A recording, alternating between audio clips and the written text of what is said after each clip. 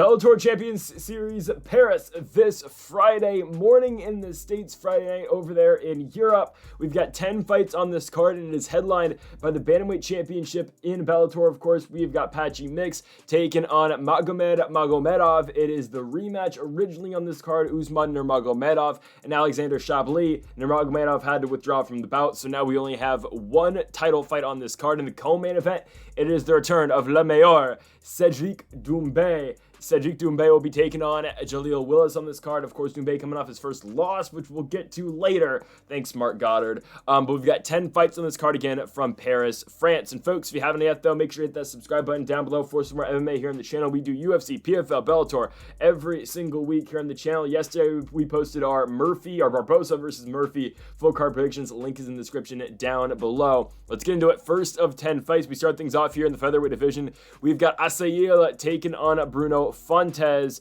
We're taking Fontes to win the fight by unanimous decision. So for the French fighter in Asail, he is 5-1 so far in Bellator, coming off a big win in his last one by unanimous decision. He's got a win over Liam McCracken back in 2023 as well. He was a winner of 3 different bouts in Bellator in 2023, but he's taken on the undefeated Brazilian here in Bruno Fontes, who has not fought in Bellator just yet, but I do like what he's done outside of Bellator so far. They have kind of booked Asail well up until this point to get him into a spot against a fighter like Bruno Fontes, but Fontes is undefeated, and he's been beating really good guys over in Jungle Fight in Brazil. He became the Jungle Fight featherweight champion in his second fight over there in that promotion in Brazil, winning a fight by unanimous decision, going the full 5 against Kaique Costa, a guy who was 12-2 at the time, beating him by unanimous decision, and then after that beating William Sosa by rear naked choke finish late in the fight in the 5th round to retain his championship. And this is a guy in Sosa who's now 13-2. So again,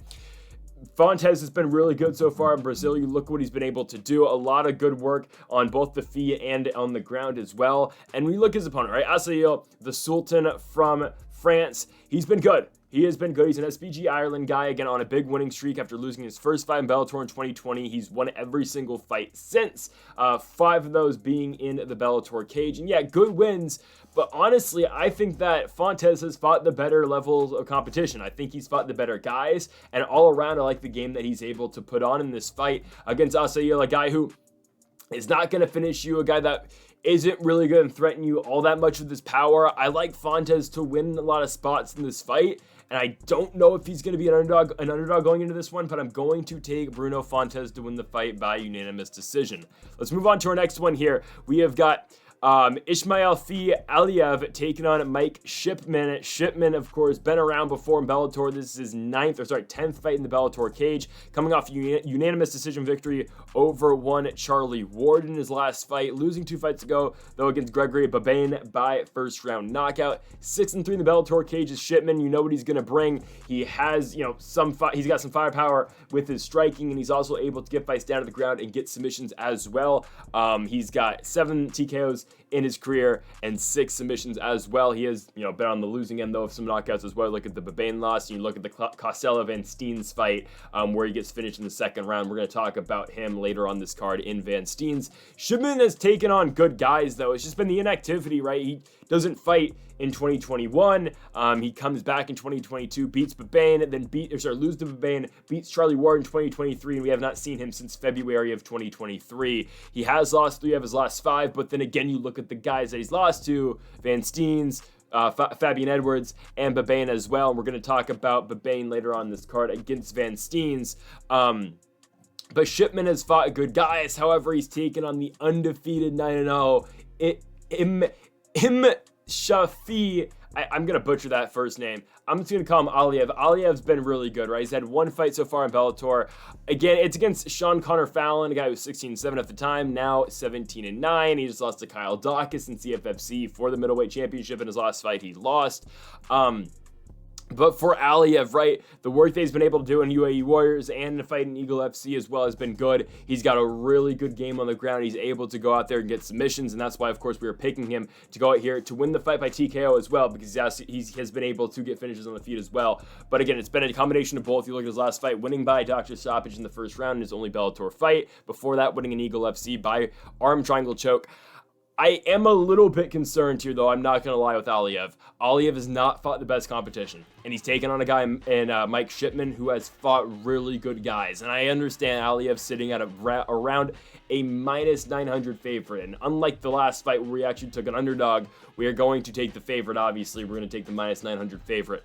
However, I would be a little bit concerned. Aliev has looked good, but again, he hasn't beaten the best guys. He has not been tested against someone like Mike Shipman, and I'm not saying Shipman's some world beater or anything, but still, Shipman has fought some elite levels of competition. You can't say the same for Aliev. I do think Aliev gets it done by first round TKO. I think the explosiveness and the power he has in the feet will win him the fight, but I do think it's interesting, and I do think it's a fight that definitely stay away from if you are going to put minus 900 in a parlay. I don't know. But give me Aliev to win the fight by first round TKO. Let's go on to our next one here. In the featherweight division, of course, with the women, we've got Aspen Ladd taking on Shakalova in this fight from Ukraine. We're taking Aspen Ladd. She should be able to win the fight, right? Shakalova's had one fight so far in Bellator. She beats Danya Silva by split decision. She barely wins the fight. Okay. Before coming into Bellator, I think we talked about this before her fight at Bellator 298. She hadn't fought anybody. And again, this is what you're going to get fighting in, Ukrainian regionals. And I feel like she's undersized to the weight class too. She's 5'2", fighting at 145 pounds. Ladd is 5'6". And I know, again, Aspen Ladd was not great in the PFL season last year. That's fair. She loses to Olena Kolesnik, another Ukrainian fighter. She loses it by majority decision. She beats Karolina Sobek like she's supposed to do, and then she goes on and then loses to Kayla Harrison, again, like expected, on the PFL championship card. She's 2-2 in the PFL after leaving the UFC, right, beating Julia Budd on the championship card in 2022. Again, though, Aspen Ladd is not who she once was. She was once a top 5 fighter in the UFC, but she's still only 29 years old. And she's still definitely better than Shakalova, who, again, is 26 and has beat Danya Silva, who's 10-9, and then beaten a bunch of fighters nobody's ever heard of over an FEN fight exclusive night over in Poland, right? Like, I'm not impressed by Shakalova. The Danya Silva fight wasn't anything special. Her ground game is probably where she is the best at, but Aspen Ladd, again, is not horrible on the ground. Ladd is able to do decently well on the feet as well, compared to some of these other fighters. Let me make that point. As there's no world where Aspen Ladd should be losing this fight. She's on the prelims of a Bellator card, and at one point she was a huge PFL signing. Obviously, the PFL scrapped 145 pounds from the season because I guess we're waiting for Larissa Pacheco to fight Chris Cyborg. Okay, but Aspen Ladd has, she should not lose this fight. If she loses this fight again, she should call it a career. I'm dead ass. That's what we should do here, because Shakalova, again, has not fought anybody. And here we go, right? Like, she's not beating a former top 10 UFC fighter in Ladd. I don't care what version of Aspen Ladd it is. She's still only 29. She still can be improving. I'm taking Aspen Ladd to win the fight. I feel like it's a somewhat easy one to pick. Not sure on the odds, but Ladd should be able to get this one done. Let's go on to our next one here. We go to the lightweight division. Mansour Barnaoui taking on Yusuke Yachi in this fight. Probably butchering the name again, but Barnaoui should be able to go out here and win the fight. I'm taking the French-born fighter against a guy who's 26-13. And Yachi, I'll be honest, I am not the biggest Rizin fan. I know some of the guys in Rizin. Again, I'm a kind of familiar with Yachi, but I'll be honest, I don't watch Rizin like that. I'll recognize some names, Roberto de Souza, obviously. I know it's not the same weight class, but Kai Ascura, right? Guys like that. Horiguchi's been around, right? Those are the guys I'm going to recognize from Rizin. Of course, this is 155, I guess de Souza's 55. 55 or 45. He's 55. And you got, Kai Ascura is 125, 35. He fights flyweight, I believe. Anyways, again, I'm not the most familiar with Yachi, but I do know he's a boxer primarily, and Mansour Barnaoui, again, is probably just going to take him down and give him hell. That's kind of what I think this fight's going to end up being. That's why I'm taking Barnaoui by first round submission. Again, Barnaoui comes into Bellator after fighting a bunch of Road FCs, really hyped up, comes in, beats Adam Piccolotti in a main event. I believe was it in Italy or was it in France? I think it was in France, right? It was in Italy. He beats Piccolotti in Milan, Italy in a main event.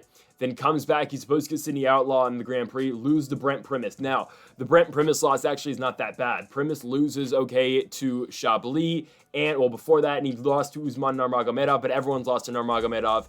And he just beat Bruno Miranda in his first PFL fight in the second round. He's probably going to be in the playoffs, right? He's going to get Solomon Renfro. It's kind of an easy fight. PFL matchmaking is horrible. We'll talk about it when we get there next month with the PFL season, the continuation of the PFL season. So that loss isn't that bad. The J.J. Wilson loss by decision, again, not horrible, right? We haven't seen Wilson since. He was booked against Piccolotti. Fight never happened because Wilson got injured or he withdrew. But Wilson's only loss is Gadzi Rabadanov, and Rabadanov is another one of these fighters in the PFL season right now that has a very good chance of winning. So are the two losses from Barnaoui all that bad? They're not, right? This guy was very good in Road FC, went on a huge winning streak. That's how he had the level of hype that he did. And I like the grappling game out of Barnaoui here a lot. He's taken on a guy who's been sub 3 times in the past, right? Roberto de Souza, I understand, great submission game in de Souza. He is I'm not sure if he's still the rising champion. I believe, no one's beat him, right? He's still the rising lightweight champion, right? Well, he lost to Patricky, but that was not for the belt. I believe he's still the champion. Yeah. Roberto de Souza, rising champion, really good jiu-jitsu. That's what he does, right? And, you know, Yachi did get subbed by him. I understand that. De Souza's beat him twice. I think Barnaoui is able to take him down and give him hell in the ground. I'm going to take Mansour Barnaoui to win the fight by first round sub. Yachi did submit Zach Zane, I'm seeing here, but Zach Zane against 15-15, and it's gone on a huge losing streak. We should be good here with the Barnaoui pick. Give me Mansour Barnaoui to win the fight by first round sub. Let's move on to our next one here. We got Slim Trabelsi taking on Louis Sutherland, taking Slim to win the fight. He's 6-0. He's undefeated. Again, limited experience, right? He's coming off that win over Davian Franklin, where he wins it by first round TKO. Again, the injury, whatever.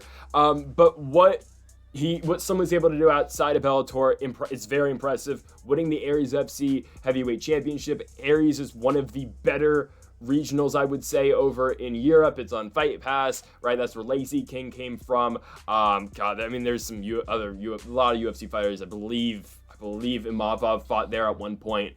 I'm blanking. God, women's fighter just fought in the UFC 2 weeks ago, or 3 weeks ago on the Nicolau Perez card. Oh God, what's her name? I'm totally blanking. Aliscara? No, God, what's her name? Oh my goodness. I'm looking this up right now because I'm blanking. But anyways, right, Aries is one of the better promotions, right, in Europe. And Slim is the former heavyweight champion over there.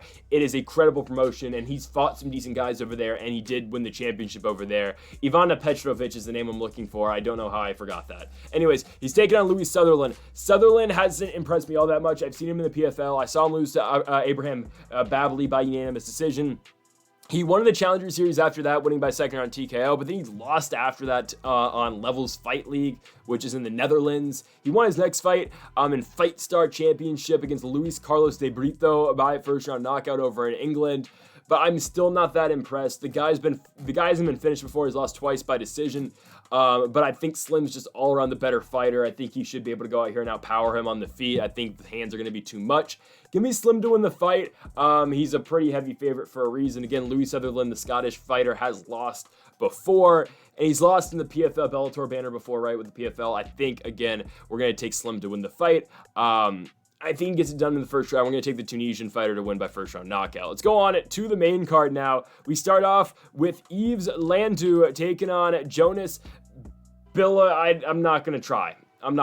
He's taking on Jonas here. I think Jonas wins the fight, all right? Jonas is a guy who fought in the Contender Series. He won by wheel kick knockout back in 2021, did not get the contract, went back to LFA, fought for the Featherweight Championship, and lost to Jose Delano by unanimous decision. But then after that, won back-to-back fights in LFA in 2022 and in 2023, winning one by unanimous decision against Pedro Lopez, and then winning in January of 2023 by body kick finish against Kyle Machado. Machado's been around. He's fought some guys. He's fought Nate Maness. He's fought Jamal Emmers. Like, you might remember Miles Johns too. Like, the name Kyle Machado's been around. However, for Jonas, again, 2 straight wins back-to-back. He's getting Yves Landu, a guy who has lost and a guy who I feel like is at the tail end of his career. He's 37 years old. I understand he's on a 4-5 winning streak in Bellator. I understand he's 5-1 in Bellator. And he's beaten some decent guys, right? The Piotr Nedelsky win is good by unanimous decision. He barely got by in his last fight by split decision. Beat Gavin Hughes by body kick finish in the first round, right? He hasn't lost since he lost to Tim Wilde in his second Bellator fight. Landu is pretty good. I just think he's taking on a younger guy who, again, is 33, but a guy who's going to threaten him a lot on the feet. Jonas' striking is good, again, as apparent in that Contender Series finish, and he's been getting finishes in LFA as well.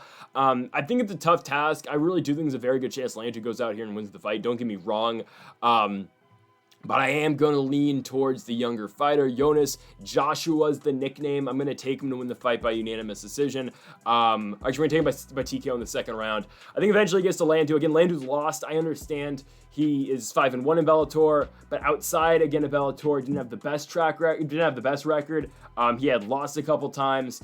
I believe he's 20-9, so 8 losses out of Bellator. Outside of Bellator, I'm going to take Jonas to win the fight. I'm not that confident. I could definitely see Landu winning, but I'm going to take Jonas to win the fight by second round TKO. To our next one, Archie Colgan taking on Thibaut Gouti, taking Archie Colgan to win the fight. I don't think this is too much of a controversial statement.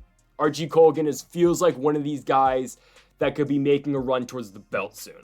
I mean, hell, we're looking at it next month when Bellator goes to Ireland, when Magomedov is fighting Jason Jackson for the title, right? Like, you're seeing them, and with some of these guys tied up in the PFL, you're seeing some of these fighters get shots pretty quickly for championships in Bellator at this point. I keep wanting to say for the PFL, it's Bellator, but it's owned by the PFL, you know.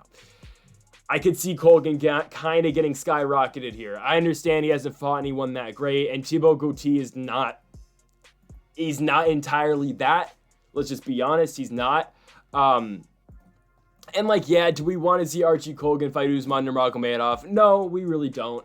But if Nurmagomedov beats Chablis, which he probably should, and Colgan wins another fight against a, top 5-ish guy, then yeah, they might give Colgan a title shot pretty soon. Seriously, if they give Colgan, I don't know, Patricky's fighting the PFL season. I don't even know, because a lot of these guys are tied up in the season. Tufik Musayev, doesn't Musayev have a fight? That would be a tough out for Colgan, don't get me wrong.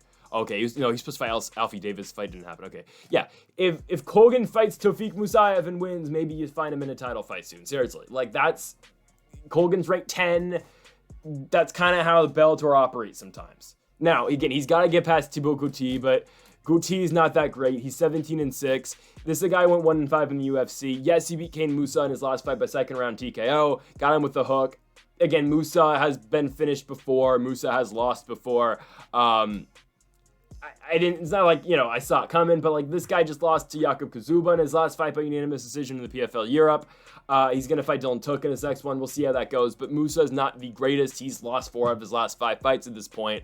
And Gouti, again, lost to Alfie Davis, who's a credible guy, but I think Colgan, again, Colgan would probably beat Alfie Davis. I know, again, Davis was scheduled against Musayev. Fight didn't happen, but still, I think Colgan wins pretty easily here. I don't think it's too controversial of a take. It's just a matter of if he gets a finish or not. When we've seen Colgan take a little bit of this step up in competition since the Montalvo fight, right? Fought Peter Bust and fought Emmanuel Sanchez as well. He hasn't been able to get the finish against some of these somewhat higher level guys. I understand Emmanuel Sanchez has lost a lot recently, but still, I think he's, I think this finish is going to be tougher in this fight. That's why I'm taking a decision here. I could definitely see Colgan going out here and getting the stoppage. But I think the work that he's able to do on the feet is going to be, damaging enough. I don't think Gouti is able to beat him here. And again, we'll see what they do at Colgan. But I think Colgan is somewhat on the track to be fighting for a belt soon. Again, get him that like Tufik Musayev fight, and we'll be talking. I'm taking Archie Colgan, though, to win this one by unanimous decision. Let's go on to our next one here. It is the feature bout. We got Gregory Babene taking on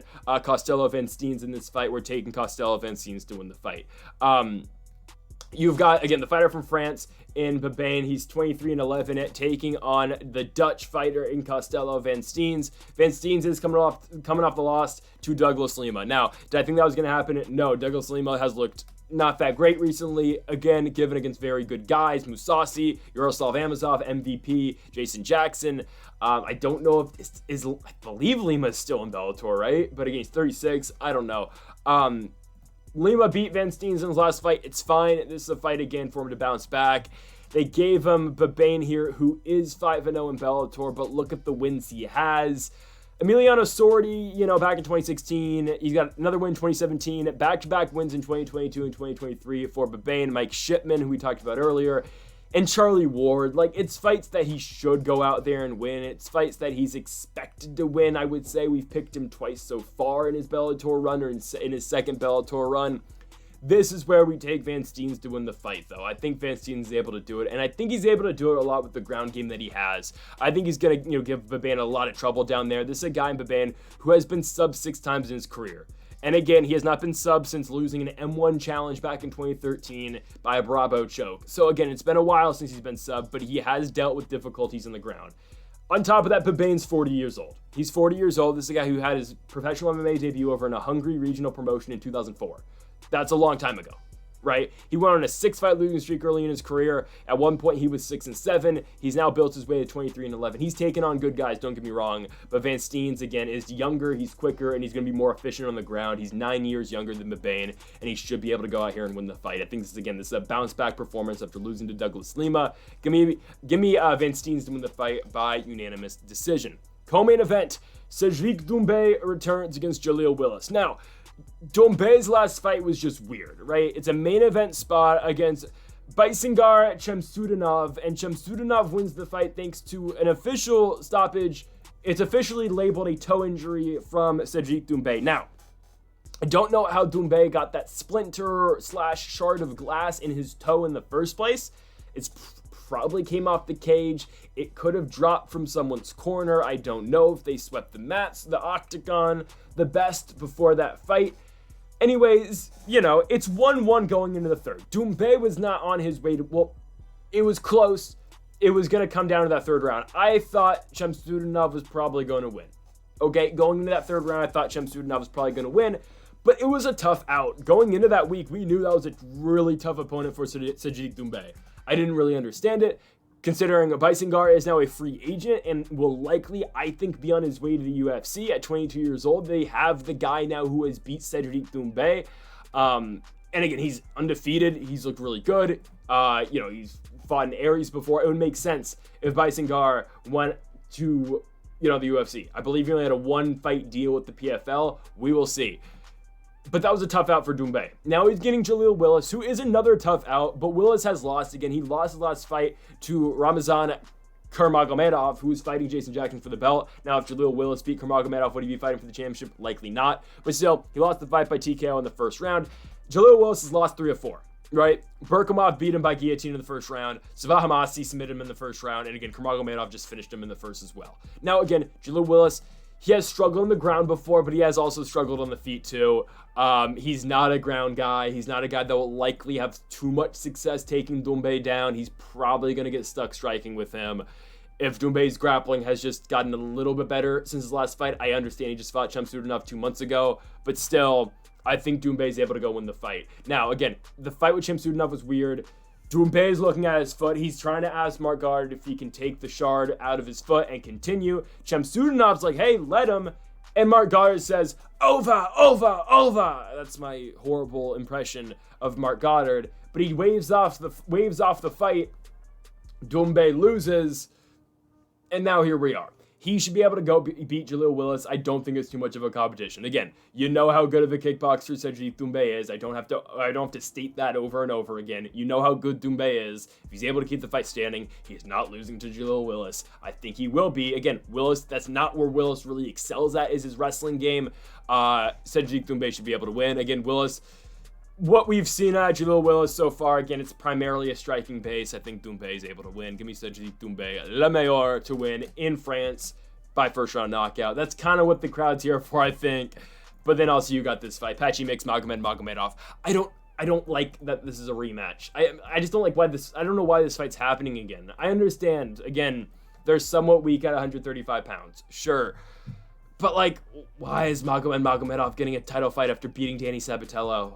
It just doesn't make sense to me. Ralphie and Stotts probably deserves the rematch. After what Ralphie and Stotts did prior to losing to Patchy Mix, he probably deserves this. He beat Danny Sabatello in a rematch, right? Before the Patchy Mix fight, he beat Sabatello again.